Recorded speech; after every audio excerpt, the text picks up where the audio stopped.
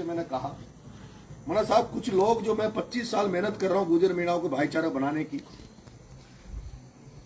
और जिस तरह से पिछले दिनों से गुजर मीणा एक जाजम पे आए, एक तरह से मुट्ठी बंद करके एक हो गए, उनको राजनीतिक ताकत जो मिल रही है पिछले दिनों, उस ताकत को तोड़ने का प्रयास कुछ लोग कर रहे हैं। तो आप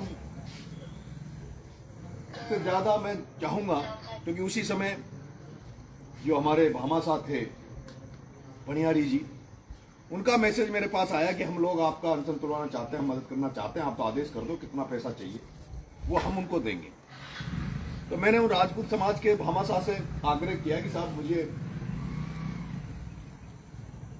वो मदद कर रहे हैं, मैं अभी मैसेज ये देना चाहता हूं राजनीति में कि हम दोनों समाज एक हैं, और जिसकी अभी जरूरत है।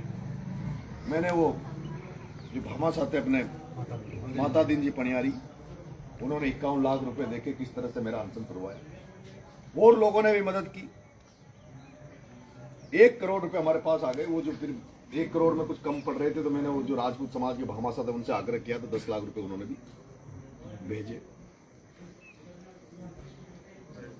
हालात ये हो गई कि मैं अनशन पे पड़ा हूं, मैं भूखा प्यासा अन्न छोड़ के अनशन पे पड़ा हूं। अनशन पे इसलिए पड़ा था कि सर्व समाज का आकर्षण मेरी तरफ आए, लोगों को लगे, नोटिस में आए कि नरेश मीणा भूख हड़ताल पे बैठा है, सरकार का नोटिस आए कि नरेश मीणा भूख हड़ताल पे बैठा है। और ऐसे समय में मीणा समाज का एक व्यक्ति, एक शख्स जो मेरा व्यक्ति बनकर सचिन पायलट को गाली दे रहा था, मेरा व्यक्ति बनकर सचिन पायलट को गाली दे रहा था, उस समय दे रहा था जब मैं अनशन पे बैठा था। उसी समय एक गुर्जर समाज का एक शख्स जो मां गोलमा को गाली दे रहा था, मीणा समाज का व्यक्ति सचिन पायलट को गाली दे रहा था, और एक गुर्जर समाज का एक व्यक्ति जो गोलमा जी को गाली दे रहा था।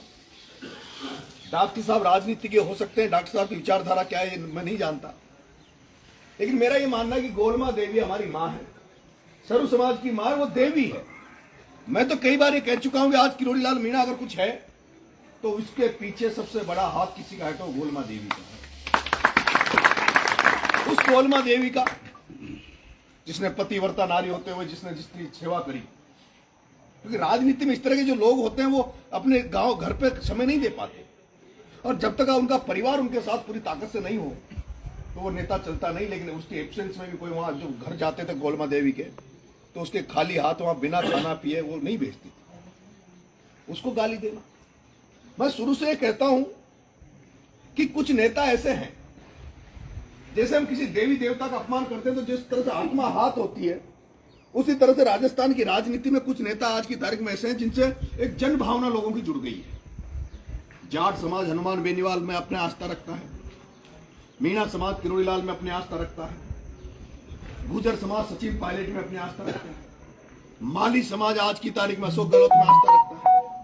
अब मैं तो ये कहता हूं, शायद कि कोई जाने कि नहीं जाने, लेकिन